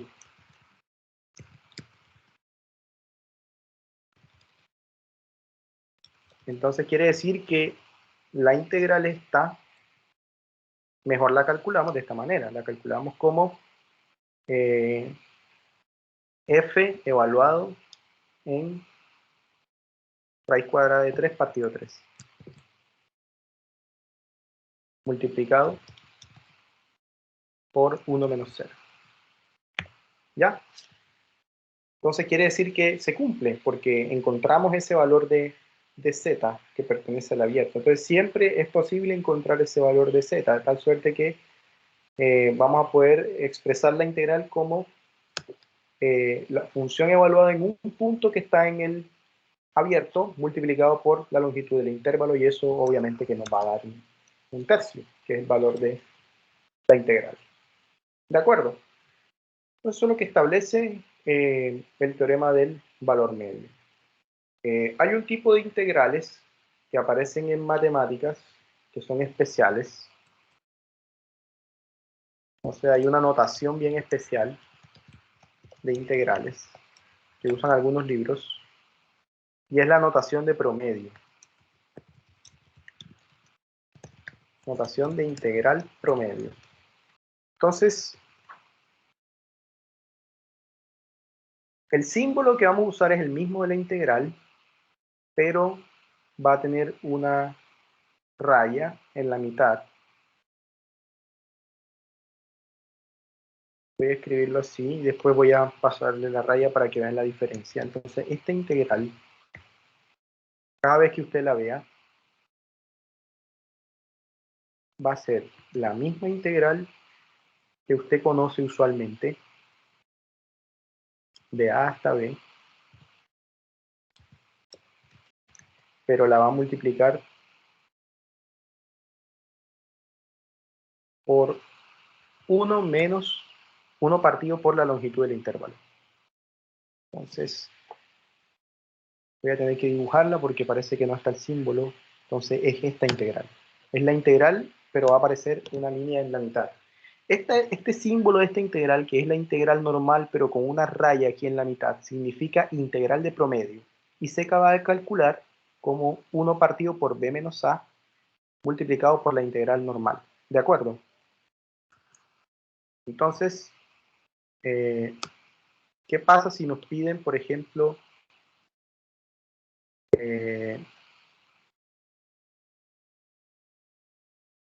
un ejemplo, sabiendo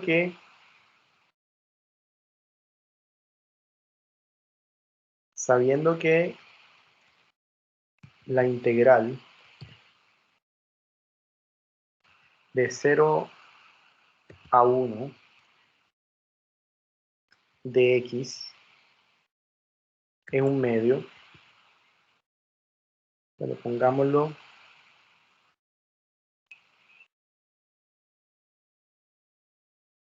otro más complicado. A ver, de 0 a pi medios de seno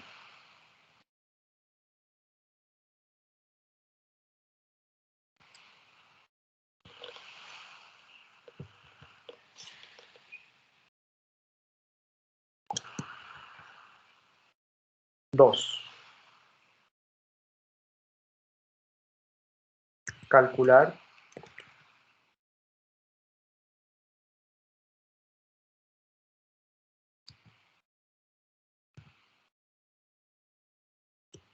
esta integral.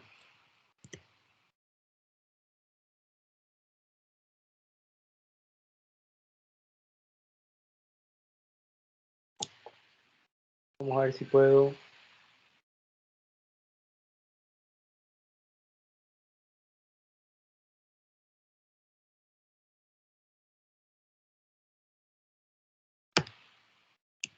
Entonces, ¿qué tendría que hacer ahí? ¿A qué sería igual esa integral? ¿Qué tipo de integral es?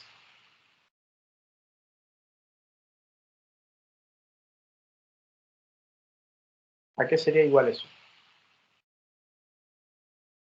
De acuerdo a la definición. Aquí está la definición.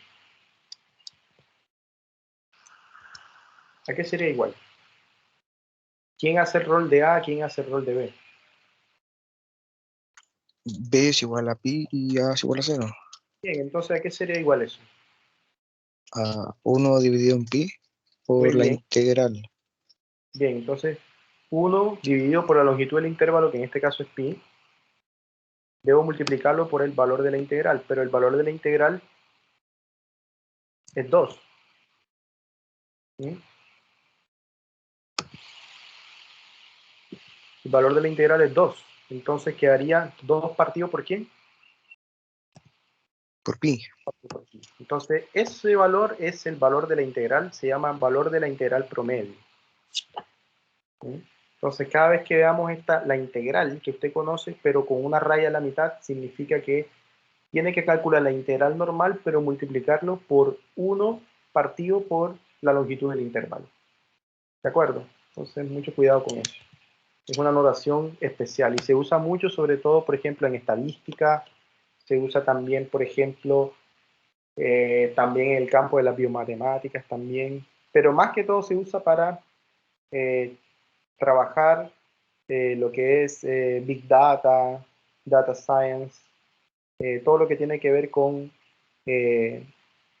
promedios, varianza, covarianza, se usa mucho este símbolo de integral de promedio. ¿De acuerdo? Entonces es una notación, es una manera especial de notar la integral de promedio. Bien, entonces avancemos. Entonces, hasta ahora usted se preguntará, el profesor en principio nos hablaba de integrales indefinidas. Recuerdan las primeras clases que teníamos una integral, pero no tenía ni extremos, ni superior ni inferior. Y ahora introducimos las integrales de Riemann, hicimos cálculo de suma superior, cálculo de suma inferior. Ya sabemos, pero hasta ahora es una tarea difícil. Calcular las integrales es difícil hasta ahora, hasta este momento. Es bien complicado. Entonces uno podría preguntarse, y le voy a formular esa pregunta aquí. La pregunta que puede ser la pregunta más interesante del curso es esta, es ¿qué relación hay entre integrales, o mejor dicho, le habíamos dado un nombre, entre primitivas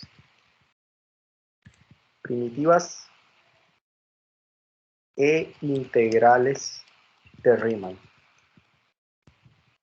Entonces recuerda lo que hacíamos allá. Por ejemplo, allá solamente teníamos integral, sin extremos. Teníamos integral de x a la 2, de x. ¿Cuánto da eso?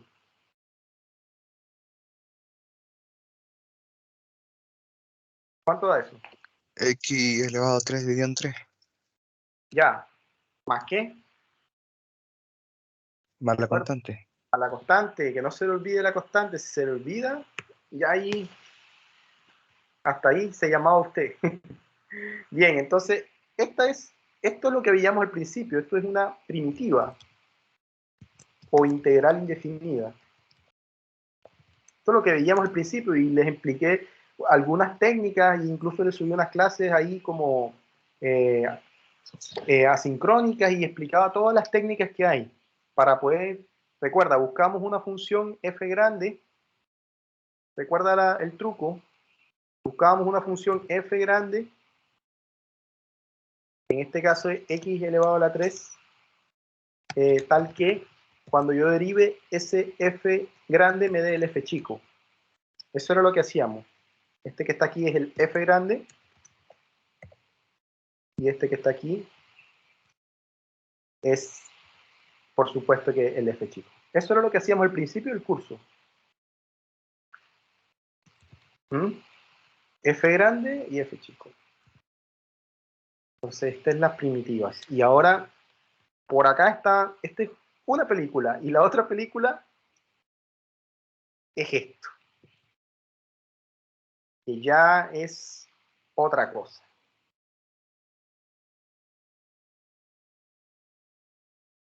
Que es, por ejemplo, ahora cuando ya yo le escribo valores. Si le escribo 0 a 1, nosotros lo habíamos hecho la cuenta. ¿Cuánto daba?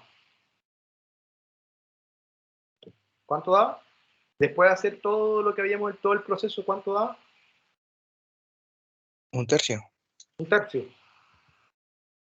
Entonces, esta que está acá es integral de Riemann.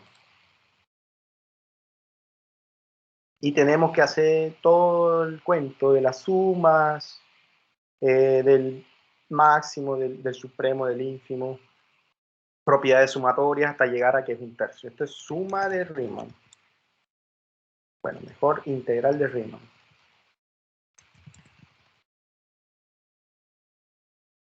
Entonces, la pregunta es, ¿qué relación hay entre ellas? O sea, ¿para qué yo aprendí todas las técnicas de integración? ¿Para qué yo aprendí eso? ¿Y cómo a partir de esas técnicas yo puedo evitarme hacer todo este drama que hice aquí de la suma, todo esto de sumatoria y no trabajar más nunca con sumatoria? ¿Cómo puedo? Entonces los matemáticos se dedicaron a eso, a tratar de establecer relaciones entre estos dos conceptos que inicialmente son independientes, porque aquí tengo una familia de funciones y aquí tengo un número real, ¿de acuerdo? Entonces, la respuesta a esta pregunta la va a dar este teorema. Este es el teorema más importante del curso, chicos. Y quiero que lo entiendan. Si no lo entienden, me preguntan hasta que quede claro. Si no entendemos esto, de aquí en adelante vamos a tener muchas dificultades. Es lo más importante del curso esto, porque relaciona esas dos cosas que hasta ahora eran aisladas. Por un lado tenemos la suma de Riemann, la integral de Riemann que da un número, y por otro lado tenemos allá las antiderivadas y todas las técnicas que ya ustedes conocen. Eso es lo que hemos hecho en todo a lo largo del curso hasta lo que va hoy. ¿Ya? Entonces, este teorema es importante porque va a conectar, va a relacionar esas dos cosas. ¿No? Entonces dice, sea I un intervalo abierto de R, sea F una función continua que va desde I hasta R, y sea C un punto que esté en el intervalo. Vamos a definir una función F grande como la integral que va desde C hasta X de F de T de T. Entonces lo que establece este teorema es que si yo quiero calcular la derivada de esta función grande, que está expresada a través de una integral de Riemann, lo que me dice el teorema es bastante poderoso. Lo que me dice es que esta función, para yo calcular la derivada, simplemente es la función que esté dentro de la integral. ¿Mm? La derivada de la función f grande es la función f chica. Eso es lo que me dice.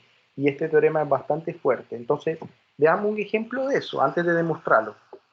Entonces, lo que dice es esto. Lo que dice es que si yo tengo la función f grande, que esté definida como una integral, por ejemplo, integral de 0 hasta x de seno de t dt. Entonces yo quiero calcular la derivada de esa función. Lo que me dice el teorema fundamental del cálculo es que la derivada es solo lo que está dentro. ¿Y qué es lo que está dentro de la integral? ¿Quién es? ¿Qué función es? ¿Cuál es la función que está dentro de la integral?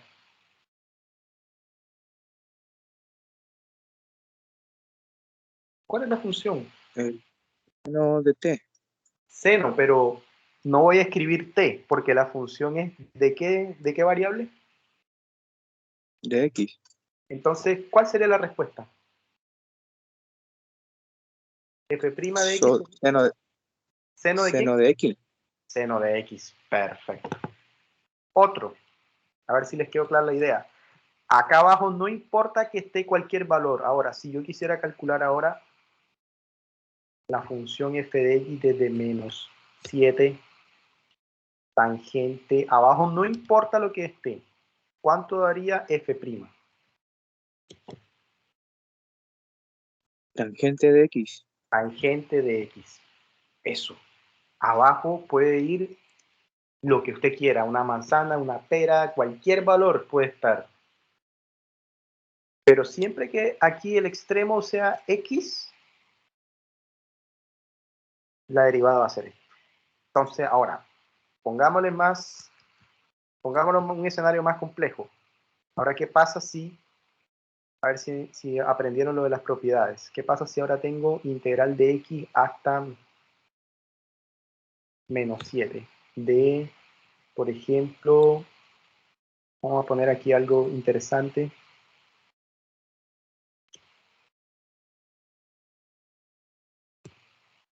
Exponencial de t elevado a la 2 por seno de t, dt.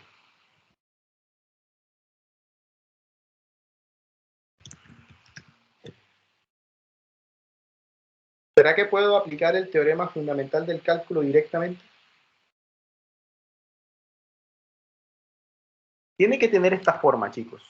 Tiene que tener la forma, voy a escribir la estructura, que es la estructura que está acá. Tiene que tener esta estructura para yo poder aplicarlo.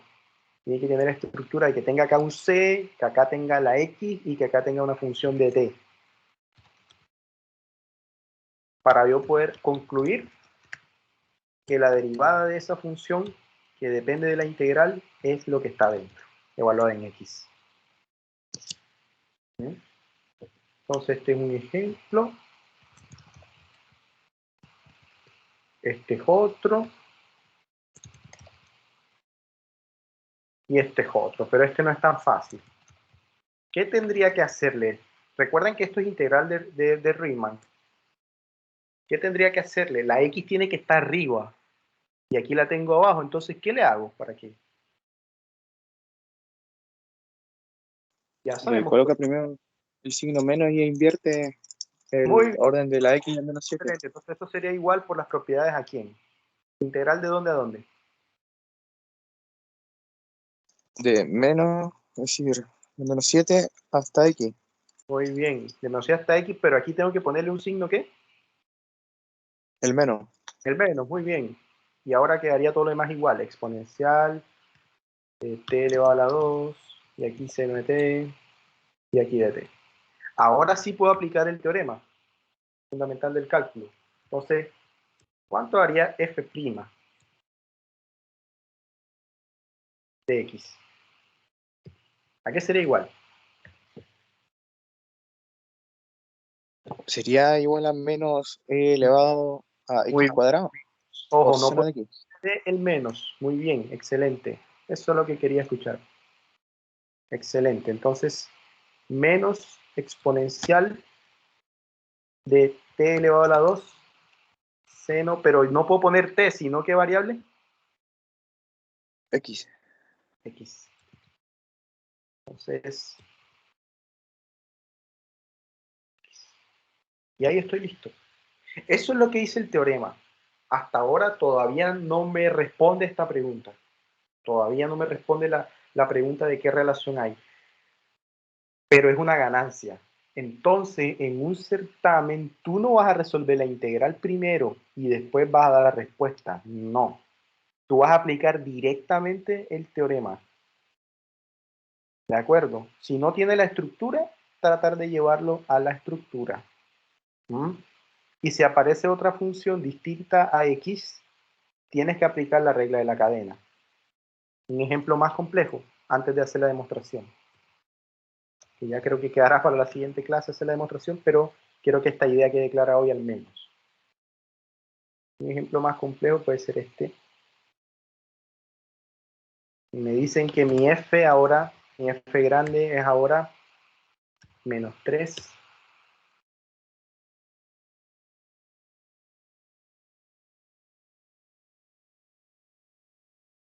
x elevado a la 2. Y aquí me ponen exponencial de x elevado a la 5 tangente de raíz cuadrada de x. Aquí t, aquí t, y aquí dt. Entonces, ¿cómo hacemos ahí? ¿Tiene la estructura? ¿Tiene el x? Tiene que tener el x. Pero aquí, ¿qué tiene? Está elevado al cuadrado. Tiene otra función distinta a x. Entonces, esto yo lo lo que voy a hacer es definir una nueva función acá. Voy a aplicar la regla de la cadena, ¿de acuerdo? Entonces, lo que voy a hacer es definir g de x. La voy a definir como la misma integral, pero con x. Voy a bajarlo. Disculpen que me haya pasado 6 minutos, pero quería terminar esta idea para que no dejar la cosa como en el aire. ¿De acuerdo? Entonces, esta es g, pero esta solo va hasta x. Entonces, la pregunta es, ¿cómo puedo expresar f en términos de g? Sucede que f va a ser g evaluada ¿dónde? Mira, todo lo que yo introduzca aquí, él me lo envía aquí. Entonces, f viene siendo g de quién?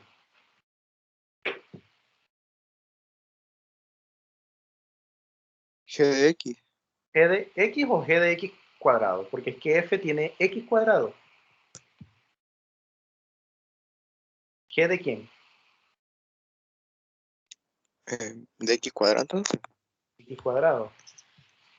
Entonces, tengo que aplicar, si voy a calcular la derivada de f, tengo que aplicar la regla de la cadena. ¿De acuerdo? Entonces, ¿qué me dice la regla de la cadena? La regla de la cadena me dice que tengo que la derivada interna. ¿Y cuánto es la derivada interna?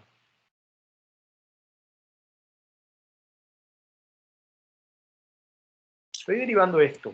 Toda esta función la voy a derivar, se supone. Entonces, ¿cuál es la función que Sí. está al interno? X elevado a la 2. ¿Y cuánto X da la derivada? cuadrado. La derivada de x cuadrado 2X. 2x. Entonces, derivada de la interna por la derivada externa. Por g' evaluado en x elevado a la 2. Pero ¿cuánto da g' elevado en x elevado a la 2? Tengo que calcular g por acá. ¿Cuánto da g'? De acuerdo al teorema fundamental del cálculo. ¿Cuánto da?